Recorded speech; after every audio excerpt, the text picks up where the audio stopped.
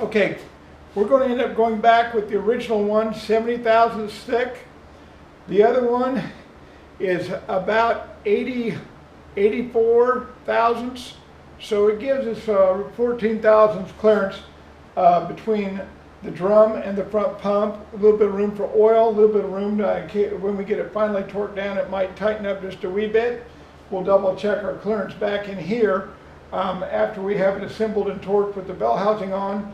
But you know, it's not going to change very much, and we know we're well within spec, so we won't have a problem with that. We're just going to double check it, but it's not going to move very much. But anyway, long story short, making sure we have enough room that we're not running in a bind with this front drum, this direct clutch. We don't want to be causing ourselves any troubles. So I'm going to put this back together, and then we'll show you where we're at and get ready for the valve body. Okay, where we left off is we were putting the bell housing on. I left those two guide pins in, and it was easier just to set the transmission up on its tail shaft and slide the bell housing down. Then brought it down with the bolts because it's pretty snug, brought it down even. Then I unscrewed my two guide pins, brought everything up to torque. I put 350 inch-pounds on it. That's in the middle of the spec, the recommendation. Then we went back and we checked the clearance back in here, and it stayed about the same. Remember, we had 17 thousandths. Well, if you're not careful, this drum will rock. It'll rock some back and forth. So if you don't have even pressure when you're measuring down in there, you can get a false reading here. And so anyway, we're running between 17 and 18, right exactly where we thought we would be. So the next thing we'll do is we'll do air checks, make sure everything's like it should be. Air check for the front band servo. Air check here for, I believe that's the front drum, the direct clutch. And if I remember right, this is the forward clutch. And then over here is reverse band servo. So you can hear these things click in with clutches. Okay, you can hear that clicking in. Coming off and on. Now you can watch this band apply. Okay, and watch this band apply. Okay, we're good. So now we will get set up, get going on the valve body, and put that shift kit in there.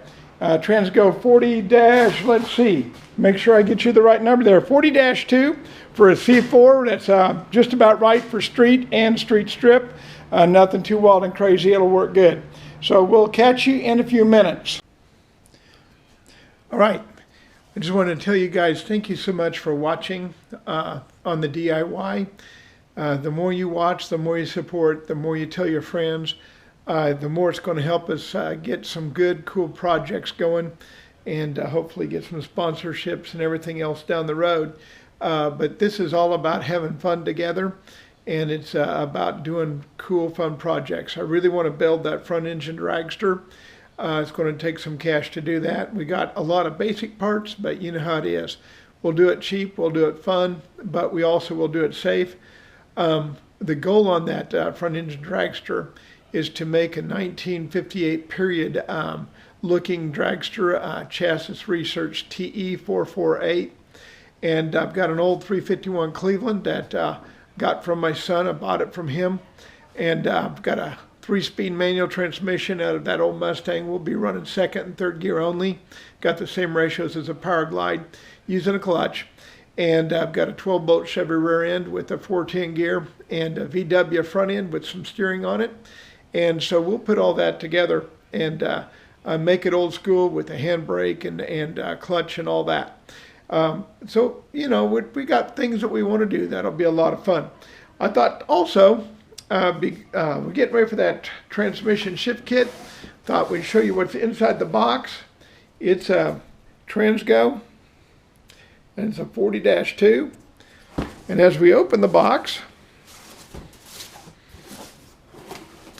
pretty straightforward. There's not a lot in here, but what you're paying for what works. We got the instructions here.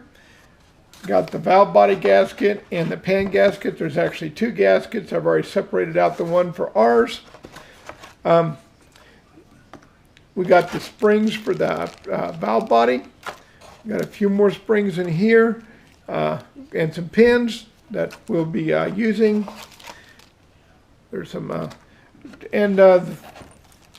here we got a drill bit. We'll be drilling a few holes in the separator plate.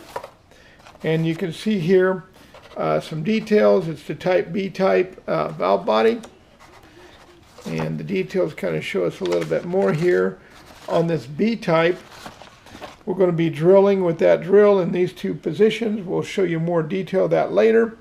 And then we'll also be putting that longer pin here that you saw, the square pin, that one right there. It'll be going in over here.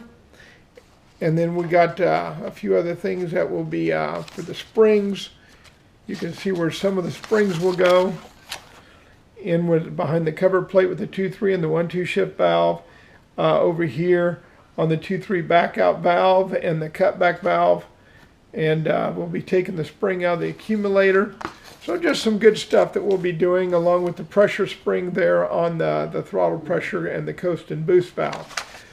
So all of it's there, and it will be a pretty straightforward install, but we'll want to really be careful about doing this very orderly, very methodically, and very clean. It's easy to misplace valves, get things not in the right order, and we don't want that.